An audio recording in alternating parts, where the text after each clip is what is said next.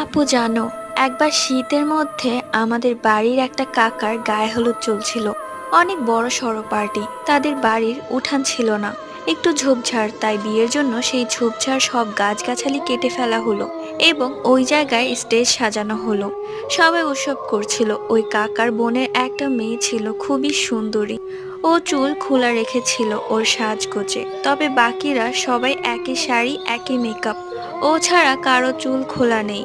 রাত অনেক হয়ে গেল, সবাই খেতে যায় কিন্তু ও খেতে যায় না। আমি ওর কাছে গিয়ে বলি, কি রে সিনথিয়া, তুই খাবি না?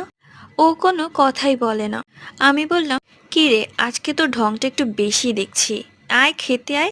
এটা বলার সাথে সাথে ও আমার দিকে তাকালো। আমি ভয় পেয়ে গেলাম। বিশ্বাস করো, ওকে দেখার মতো ছিল না। ওর মেকআপ সব নষ্ট হয়ে গিয়েছিল, চোখগুলো লাল হয়ে গিয়েছিল। আমি ভয় পেয়ে বাড়ি চলে আসি। পরবর্তীতে কবিরা জানলে শোনা যে ওকে জিনে ধরেছে।